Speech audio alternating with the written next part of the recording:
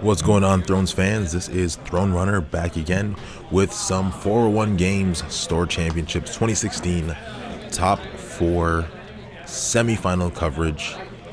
For those of you who were watching on Rob St. John's stream, you were able to catch the game between Philippe and John G, which was on his stream. However, this game was at the table right beside them. Decided to record it so that you guys could watch that as well after you finish watching the coverage of Rob's match. So this is the same tournament that he was streaming, just the table beside after the top 4 cut. So we've got Peter on the left playing Baratheon Son, and we've got myself on the right playing Greyjoy Fealty. So for those who were watching Rob's stream, you guys know that I was worried coming into this matchup, hearing that my opponent was playing Baratheon after what had happened just the previous day at another store championship, where I played against Bara in the 3rd round and lost a horrible defeat. Somehow still managed to power through, make the cut at 4th seed, where I had to play against the Baratheon Fealty again and lost again.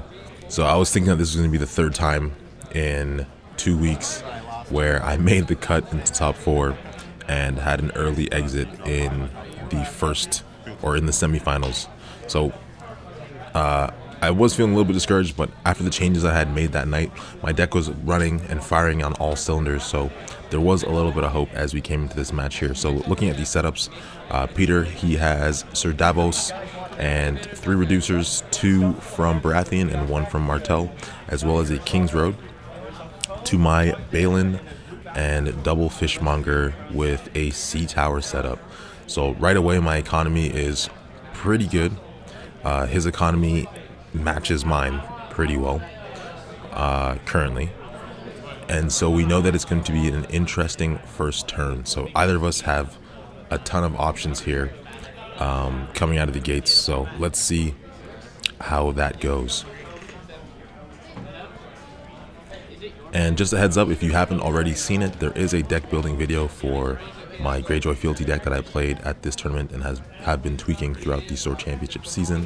So if you want to check that out, just go into the Throne Runner VODs, and it is one of the more recent videos. I'll also have a link to it in the description and in the card section on screen.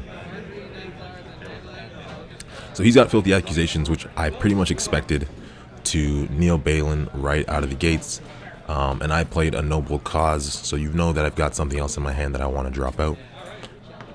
So I'm not really too worried that Balin's knelt right now.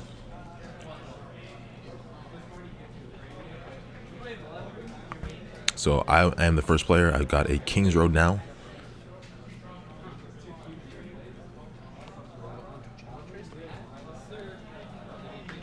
And I don't know if you see it in hand.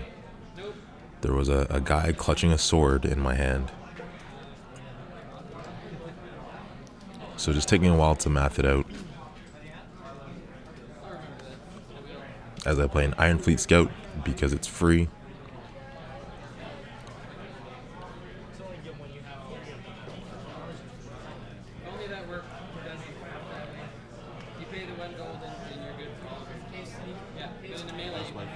And finally here we've got some action. So the King's Road to reduce by 3.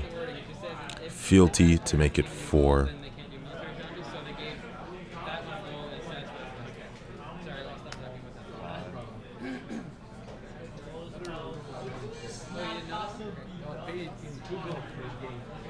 Five and 6, dropping Euron. And for those who are following, I mismathed that. Euron. Oh, so I ended up fixing it. Never mind. Yeah, so Euron ends up coming out free.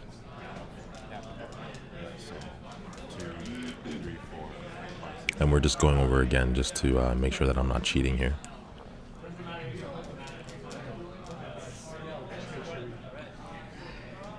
And it was a pretty big deal making sure that I had done that correctly. I know in my head I had counted out right, and so it didn't make sense because as you're about to see, I'm about to spend the rest of the money and I had known that I planned it to be mathed out and worked this way, and then I was kind of confused looking at my hand, wondering how it was that I was not able to afford the play that I was looking for anymore. So that's what tipped me off and told me that I had incorrectly played Euron.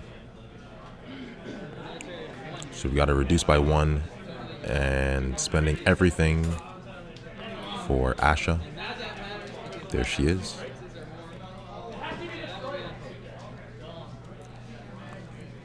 And really the only thing missing right now is being able to afford a sea stone chair. That would be great. So we got, was that Dragonstone Port, I think they're called, out of Barra.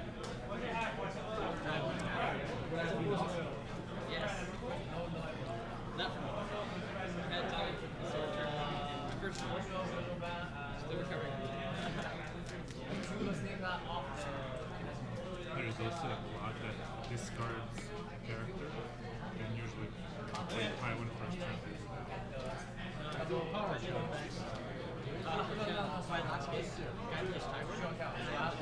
I choose not to use it.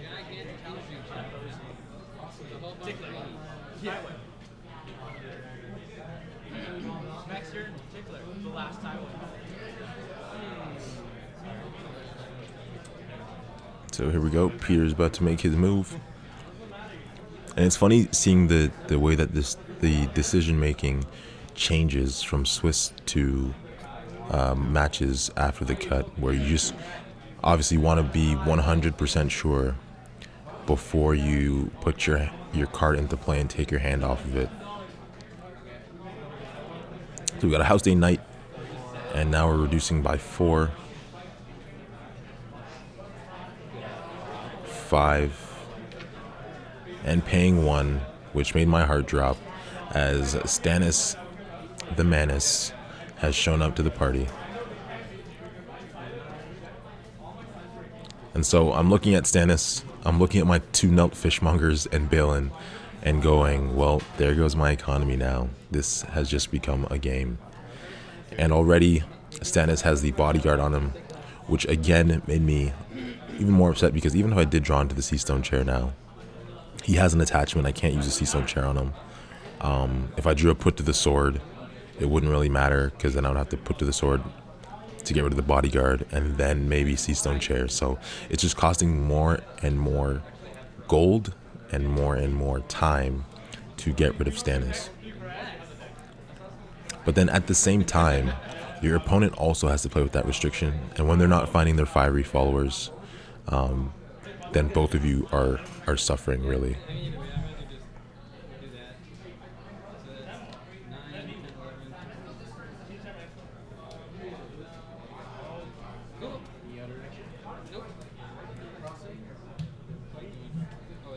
So now we enter into challenges phase. And for me, I'm looking for ways that I can get some easy unopposed with Ashley to keep her standing and not have to use my Stannis limitation now to stand her.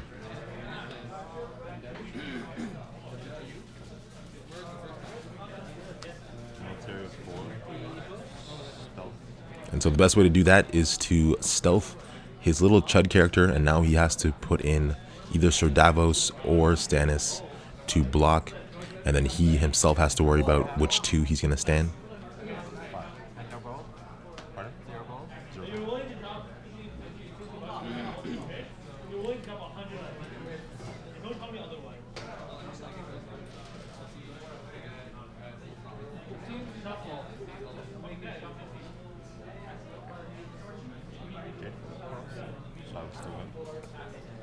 So the military challenge has been stuffed, no reactions, and he's gonna have to claim one of his reducers. And even though Asha now is stuck Nelt, I'm still happy with that turn of events. He only has 2 characters left standing. I have a great character left standing in Euron, who can do an intrigue, pull a card from his hand, and we know he has a King's Road in his discard pile, which would become mine after the pillage keyword of Euron, and that's just gonna set me up put me in good shape moving into the next round. So even though my characters are going to be knelt, they're not all going to be able to stand. At least I can flood the board with more standing ones. Off of the coin of my opponent too.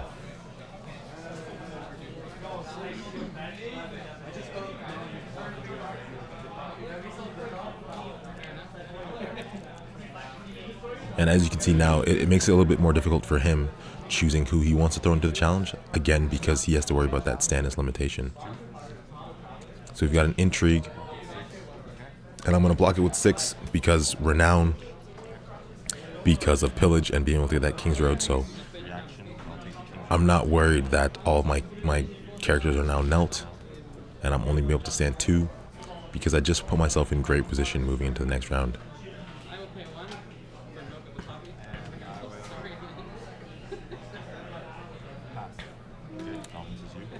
And so he decides to pass to have the advantage in character standing at 3-2 and also takes dominance. So we end that round at 1-1.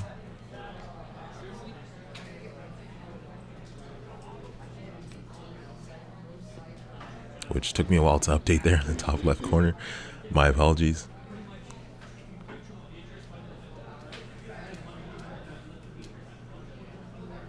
So not a very eventful turn 1. Kind of sucks that Balin didn't get the chance to play. And you can pretty much expect that he's not going to get a chance to play again because most Bear decks do run 2 Fealties. So I'm pretty much expecting another one to drop out here, or even Melisandre just to nail him again. And there it is. So Filthy Accusations again to my Calling the Banners. I'm going to get a total of 8 gold.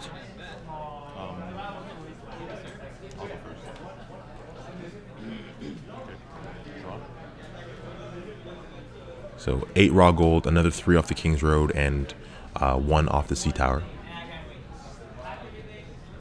So that's a lot of money.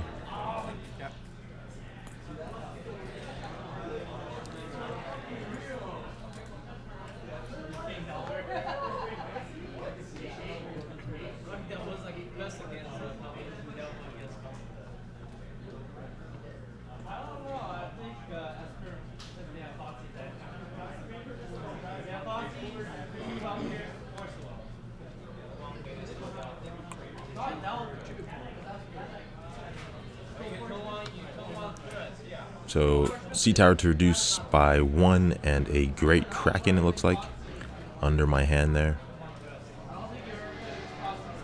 Still 6 gold to go.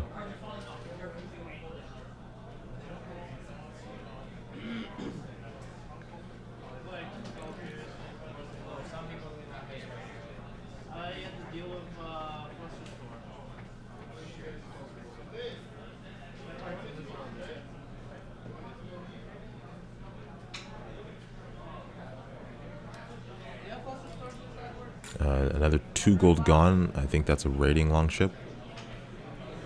Only 2 cost location out of Greyjoy.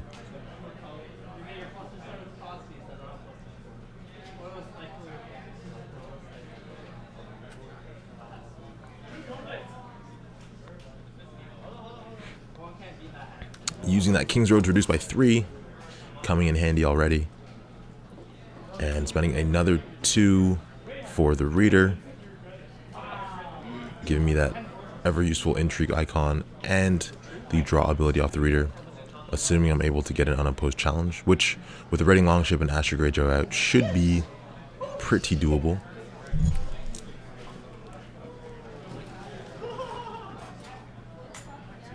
And the last 2 gold on another Raiding Longship. And on the opposite side, we've got a Rose Road hitting the table.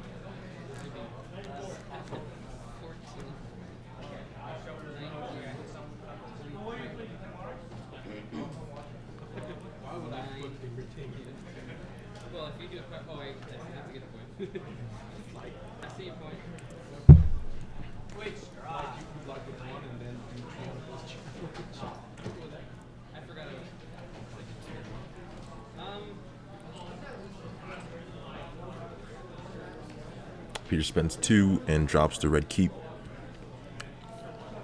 which is one of the most annoying cards next to the painted table.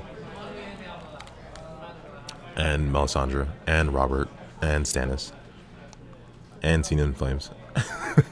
Basically every card that Baratheon has is extremely annoying.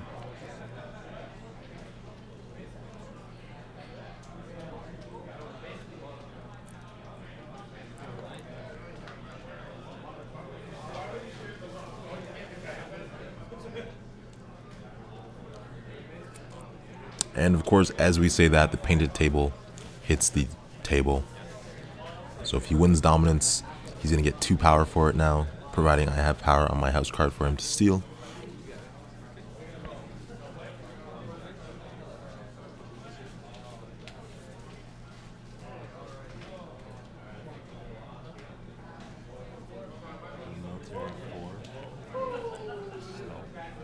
So military 4, stealthing the House Day Knight again, putting him in that situation where he has to either kneel Sir Davos, kneel Stannis, worry about how he's going to stand them both next turn, at the end of the round, or giving up unopposed. Oh wait, changed it. Either way, giving up unopposed, allowing me to stand for unopposed with Asha and draw 2 cards for the Great Kraken, and he does go with the unopposed. So Asha stands. The reader action kicks off the draw card as well as the Great Kraken. Take a power here. Nope. Draw another card, fill my hand back up, and take the unopposed power to go up 2-1. And the reason why in this situation you obviously would go for the draw over the power is just to continue trying to set your board up. As I initiate a power challenge, stealthing Stannis, you want to basically draw into all of your pieces and set your board up as soon as possible. For you Netrunner players out there, it's like making sure that your rig is set up so that you can take on anything. You do still poke here and there before you get that full setup, but looking at the board now, I know that I want to find the Seastone chair so I can start dealing with guys like Stannis eventually. We do not so I can get rid of the bodyguard on Stannis. Let's do a power challenge here, and that goes unopposed. Drawing off the Great Kraken again, taking the unopposed and claim. So 4-0. Could easily have been 6-0 if I chose to use the Kraken for power. But there's really no point in doing that this early in the game. Well, I shouldn't say there's no point, but there was no need for it in this current game.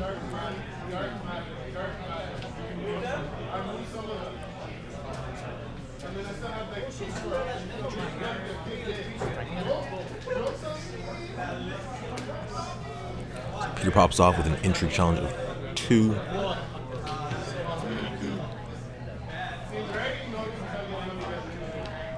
And it sucks because I know that I have cards in my hand that I really want to keep. Can I read this for a second? But to protect those cards means putting the reader down and not standing him next or at the end of this turn. Because obviously I would want to stand Balin and Euron over standing the reader. So I do gain an intrigue icon back in Euron, and I still do get to use the reader's ability, but I would prefer to have him standing. Either way though, we use him to defend, or I use him to defend, and successfully block.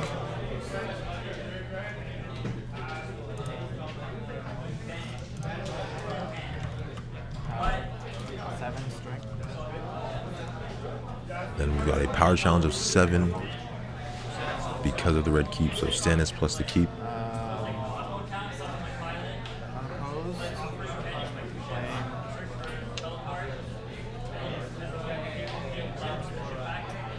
And there's a challenge that had to go unopposed.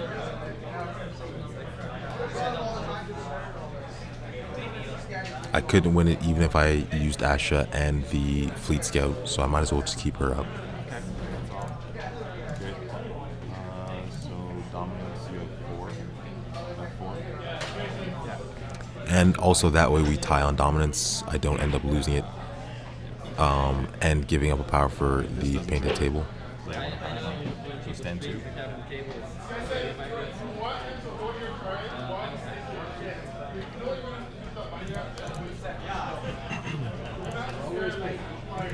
And I've got 6 cards. 1, 2, 3, 4, 5, 6. I'm sure that doesn't look as good on the house chart as growing strong. So, like, just keep that.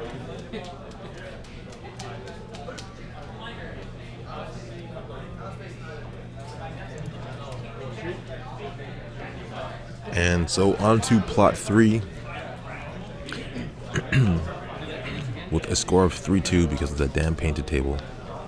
We've got a confiscation versus calling the banners. We'll go first. And there goes Stannis' bodyguard. Now I don't have to worry about stealthing him. I can use the raiding longship on him.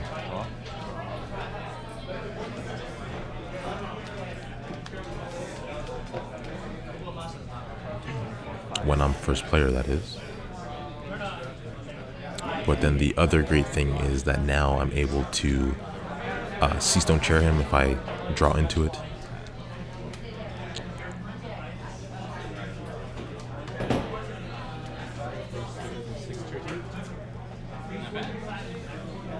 And that being said, my greatest what would be the word here? My greatest concern is not giving up red keep draw, because I don't want him to draw into a Stannis dupe and I don't want him to draw into another bodyguard. So I got to do all that I can to keep winning power challenges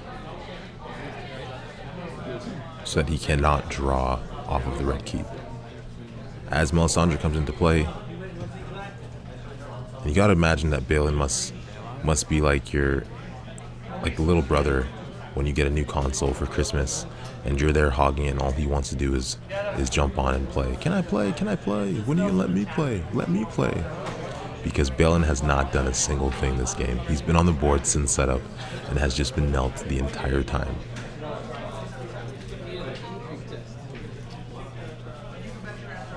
Him and his fishmongers. Can I use this as well? Is that okay?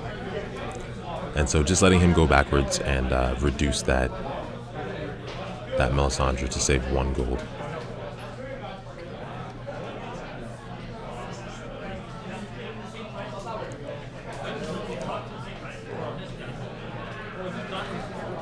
And then here is Nymeria.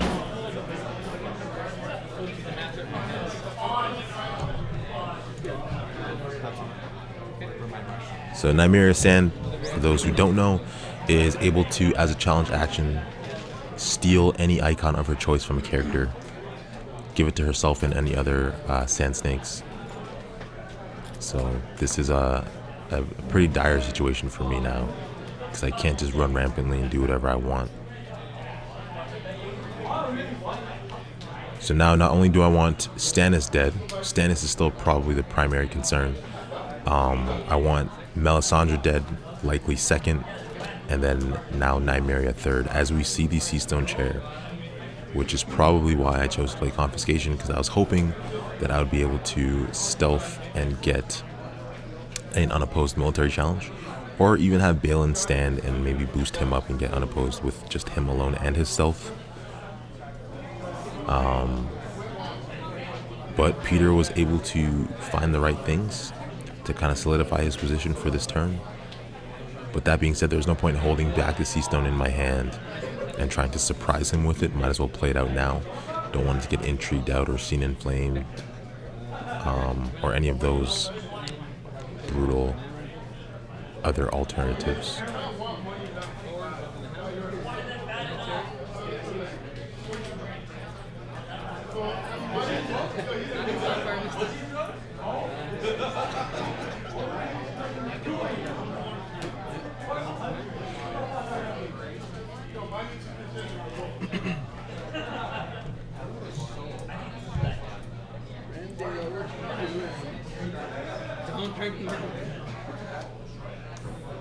as we see Maester Windermere drop out and saving 2 gold.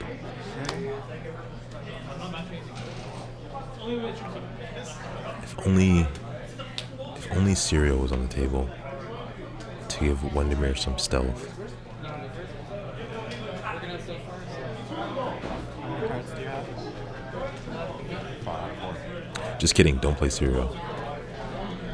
Or I don't play cereal, anyway. And I did originally, and I still see a lot of decks, Greyjoy decks boasting cereal in them, and I just feel like he's a nice card to have, but it seems there's always something better to spend the gold on. Cards in hand. And for me, it just became not worth it to spend 5 on cereal or a deck slot or 2 on him.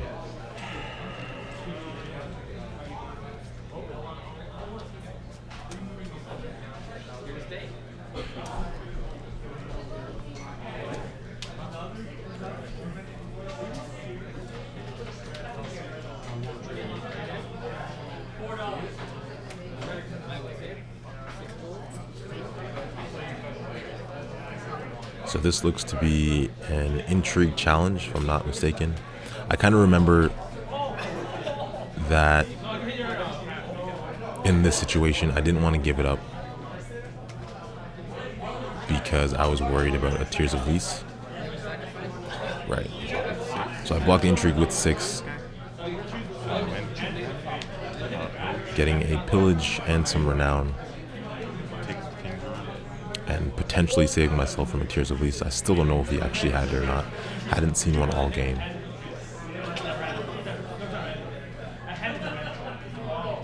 But we've got another King's Road.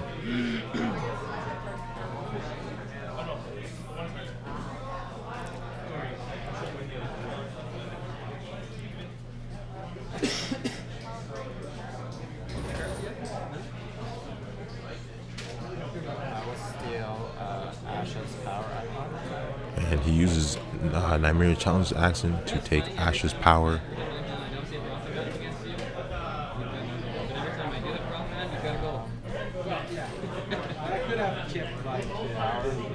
And we've got a power challenge of 5 stealthing Euron. And if you're wondering why he would do that, no, Greyjoy doesn't have any stand effects other than Asha. But he wants me to use one of my stealth characters to block this unopposed. And it didn't make sense for me to do it, so I did not. I gave up the unopposed, drops me down to 3 power, puts him up to 4. But things are still looking good for my side of challenges. Because as it stands, Asher just needs to stealth Stannis for an unopposed. She's going to stand. And then we could potentially get a double stealth and force a kneel out of somebody else for a power challenge on the return.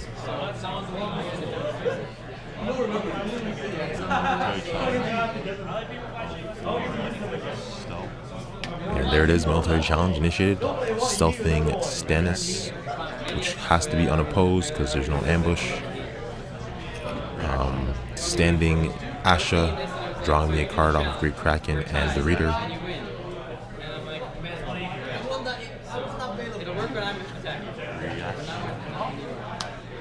Attempt at a put to the sword.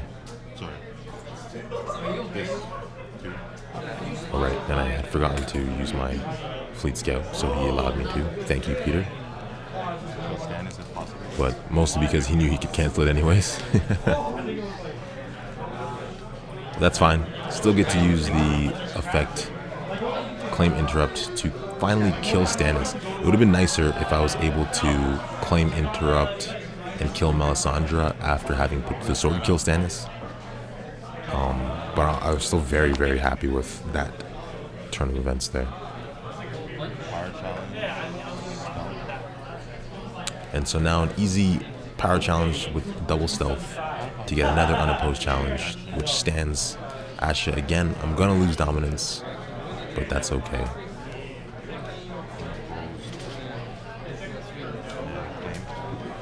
So Great Kraken for a power unopposed and claim puts me up to 6.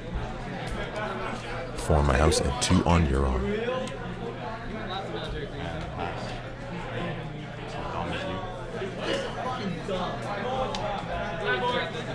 And painted table to keep him back in the game with dominance leaves us at 5-5. But everybody stands, so it's a beautiful day. Balin's happy because it's his first turn that he gets to play potentially until a Scene in Flames drops and kneels him.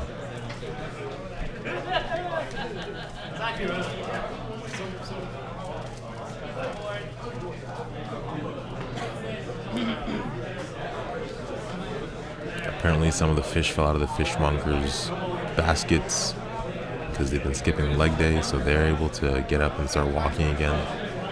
It's looking good. Alright, so Clash of Kings versus a sneak attack. And this is the turn that I made a very silly mistake on. It just stood out in my mind big time. And we'll see it come up in a second. I'll make light of it when it happens. Or highlight it when it happens, I should say. And for new players, definitely don't want to make this mistake that I'm about to.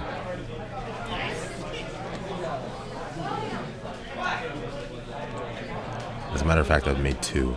So one was earlier with all the triggers that were going on, you know, drawing for unopposed, reaction to stand for unopposed, reacting to draw off a reader, reaction for the Great Kraken.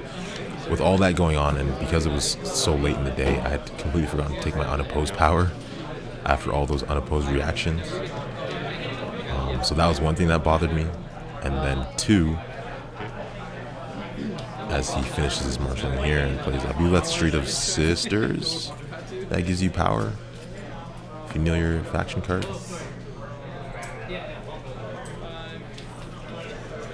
So yeah, that was one mistake. Or maybe it was this turn that I can't remember. One of these turns where I forgot to take my unopposed power.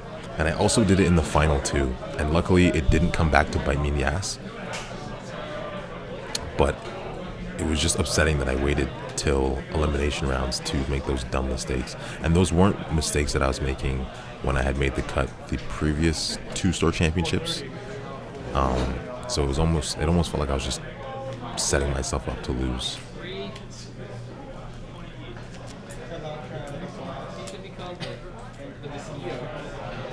And so we just bank 4 after duping Maester Windermere. Saving 4. It's to you. And so here it is. He's got sneak attack, so he only gets 1 challenge, but it's going to be a 2-claim challenge. I know that he wants to do a power challenge, but he also is afraid to give up unopposed on the receiving end because he knows that either Melisandre or Nymeria will definitely die to the Seastone Chair and potentially another put to the sword if he doesn't play his cards right.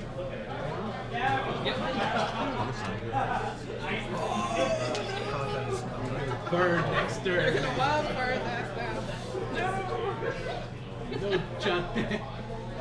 He has been a giant pain in your ass, so I don't blame you. He is. For me to prefer him over Tywin. Yes, that is very, very true. I'm going to do. Yeah. No. Well, it's still not bad. Military icon. So here we go. Nymeria is taking Balin's military icon to help reduce the amount that I'll win by on the on my challenges, which could potentially get him out of put to the sword range, depending on how I go about making these challenges.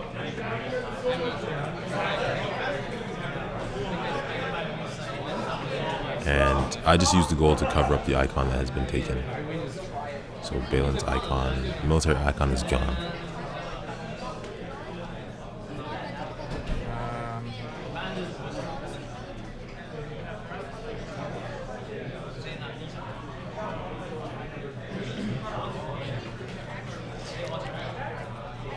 And then here it is.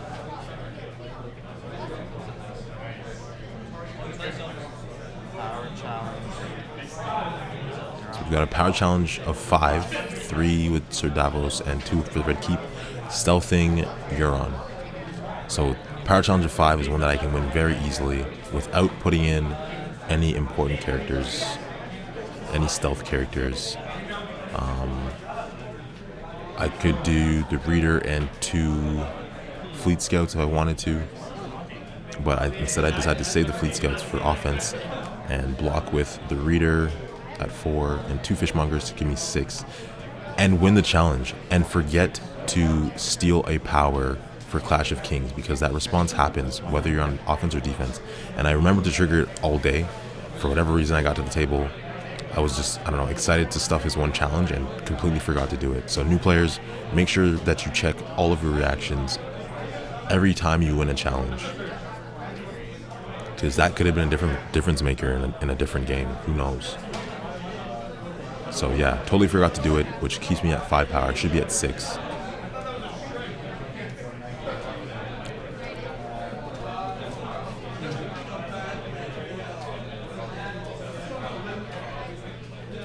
And then the second mistake happens right here, or third mistake, I guess.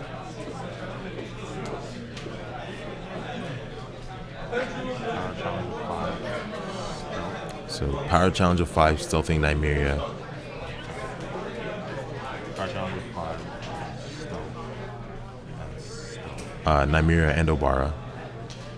And the mistake is, even if he throws in, as he does here, one of his one strength characters, yes, they don't contribute strength because of Balin. However, now that there's a character participating on his side of the board, Red Keep automatically adds +2 strength to that challenge, which means that it's not unopposed. So he's participating at 0 strength, and this gives +2.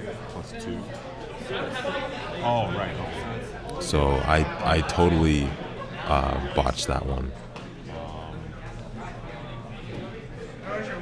Okay. No reaction other than this one. And then, of course, remember to take my Clash of Kings reaction there, but not on defense. So I get 1 for Clash of Kings, 1 for Claim first, then Renown, in the proper order, putting me up to 8, but really I should be at 9 if I remembered my reaction.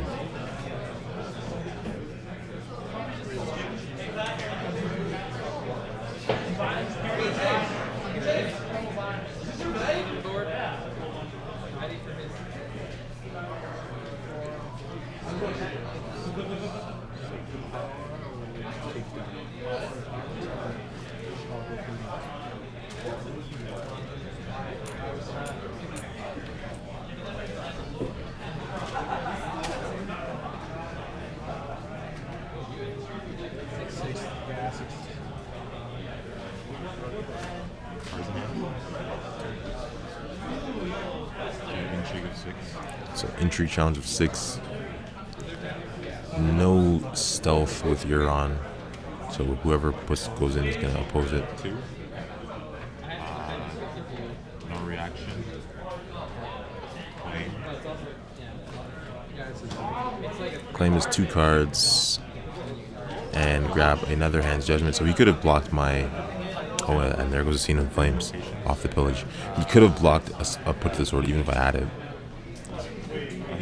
And the only location to steal was the port, which I had no use for. So that was power, intrigue.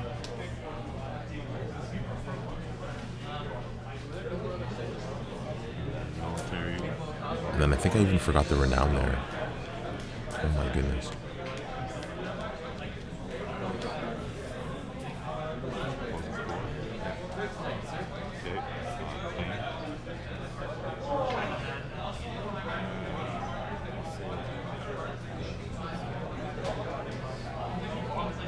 I hope I didn't. I totally missed it because I was looking at his side of the board just now. But I really hope I didn't forget Euron's Renown on that intrigue challenge. I don't think I did. But again, this is why it's always so nice to be able to watch your matches, because these are things that you won't forget to do now, that I won't forget to do now, especially this being more regionals prep than anything. Definitely don't want to make those silly mistakes at regionals. it's really hard to get over it when you lose a match based on things that you yourself did wrong. When your opponent beats you flat out, you know, that's understandable, but when it's you who beat yourself, those ones are the ones that are hardest to swallow. So we've got a wildfire assault to his noble cause. Sorry, to his Clash of Kings.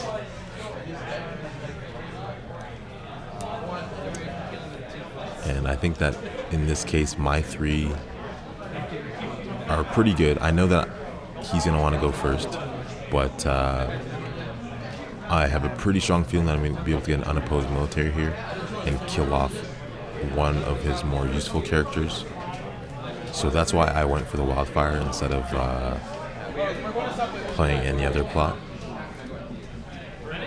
Just to kind of reduce the board, slim the board down, make it easier to push through what I want to push through,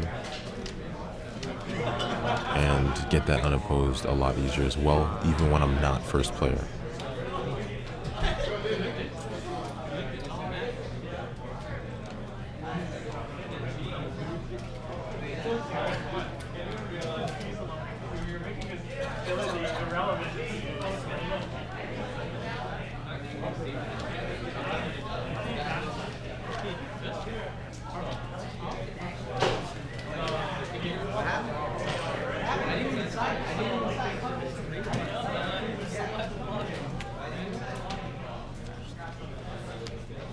And there's the fiery followers, kneeling Balin again. All he wants to do is play.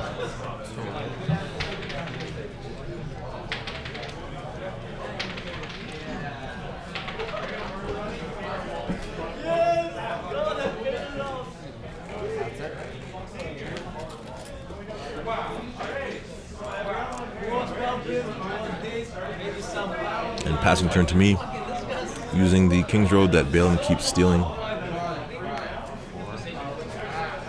And my Sea Tower to get Theon Greyjoy in for free.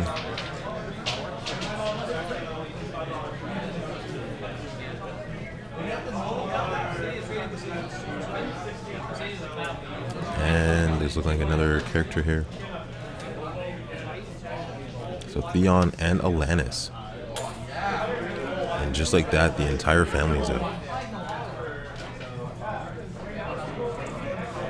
Aside from Aaron.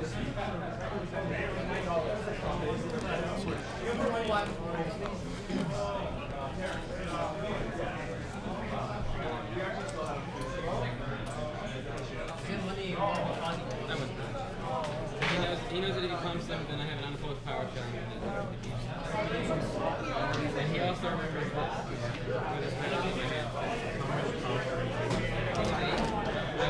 If he pumps, I come to go and play that. I would gain down. And then I have Randall and this guy against the military. I do military, he opposed, and I get renown. And then tower, I get unopposed and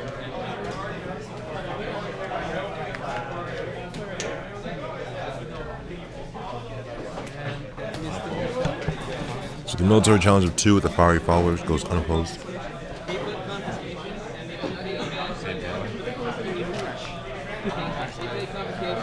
And what is dead may never die, so trying to save Balin, which goes through because I just stole the Hand's Judgment last turn. And I knew it would be a safe call. He's spent 1 to cancel put to the sword. He lost 1. And I believe at this point I had 2 cancels in my hand. So even if he canceled it, I could cancel his cancel, and Balin would live on. Live on and stronger. On your claim for military, you don't kill Hopper, you kill one of the troops on board. And then on your last challenge, you win the power. Because you have Hopper, the Chud. he defended Hopper. And you claimed Hopper. He defended and then he didn't want to. Whereas the reason he has to claim it there is because he chooses to play Whoppers. No, I didn't have to show Yes, you do. Yeah, You had Dukes everywhere. And so the reason why he doesn't claim the Duke as opposed to the Knight is because he has Wildfire. The concern is, I had put The difference is, so you got 8 after dominance. no, I get you. But the thing is, if I didn't have made my mistake, it would not matter. Like, I would have been able to put Link since the rolls on the N9 when you attack alone, because it cost me nothing with the next turn I milled Resident, and I was in good shape. I was sitting on 2 hands judgments and put the swords like, oh, Okay, I knew you had a And Nymeria is back in action, taking Euron's power icons the cornerstone for the night deck. And so I was just waiting. Because and putting through a power challenge of 10. yeah, I didn't get them. I got them, and then you got like the crazy power rush. So I could block this knowing that he's going to steal an extra one with his plot. I could block with 11, You've got no cards for us. but that would mean getting only a challenge off with Euron, Essentially dead. which is not worth it.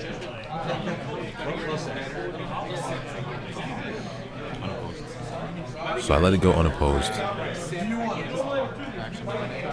also bad against Baratheon because it's conditioned. The first reaction, I lose a power. I already took the claim off. And he tries a superior claim, but I've got the cancels.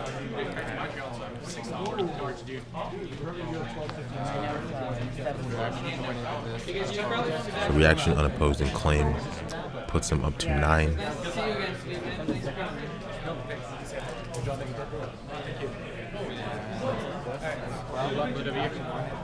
Yep. Thanks, Luke.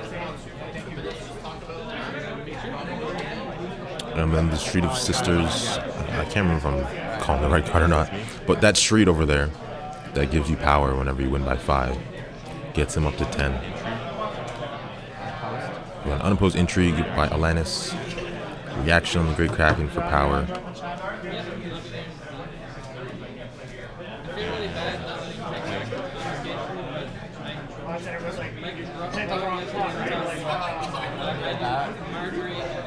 And then I forgot to take the unopposed. Oh god.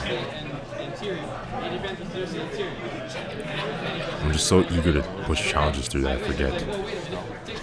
So you got a military challenge, stealthing, Obara with Theon. Great Kraken reaction for power. Unopposed reaction for power on Theon. Remember the unopposed this time. And then pillage and renown. So just sloppy play on my side. Kind of embarrassed. Oh, sorry. I meant to play. How about Russell's? My bad. Oh, sorry.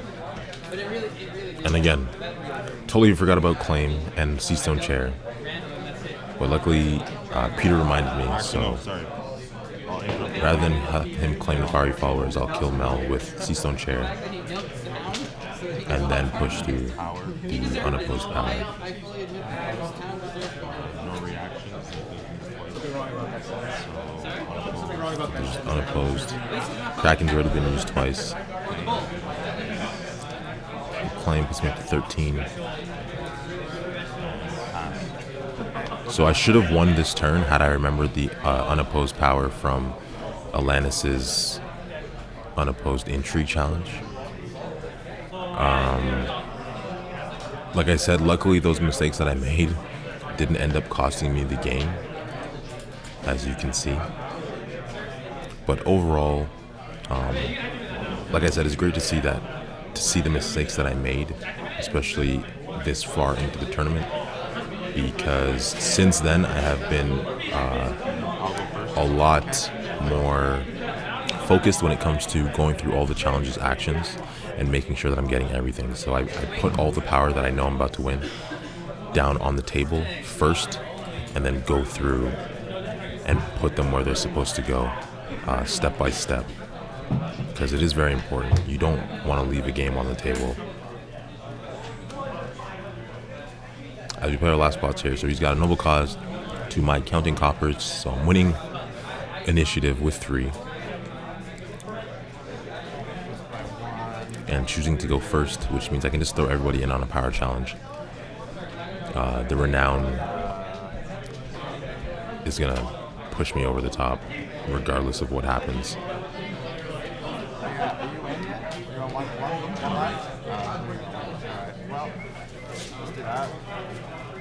As he plays a Milk of the Poppy on Bill, and just cuz.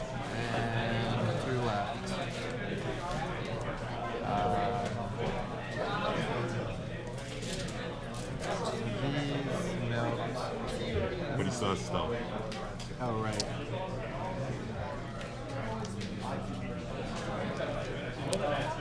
And so the match is all but done here. I think we end up shaking like shortly after this. So yeah, look out for the next match. Like I said, I know that Rob had already streamed it with commentary done by himself and Brian S. out of Hamilton. But I'm looking forward to going through that match on my own and doing commentary from my perspective, and maybe even have a guest on with me as we watch that final match from the 401 Games Store Championship 2016 top 4. And so if you haven't already, if you want to see it, if you're eager, you can go check it out on Rob's channel and the interview afterwards. And don't forget to check this deck out. It's already on Card Game DB, and there's a deck building video that will appear for it on screen in just a second. And so again, thank you for watching, and everybody have a fantastic night or day, whatever. I don't know when you're watching it, but take care, everybody, and look forward to the next video in the coming days. Peace.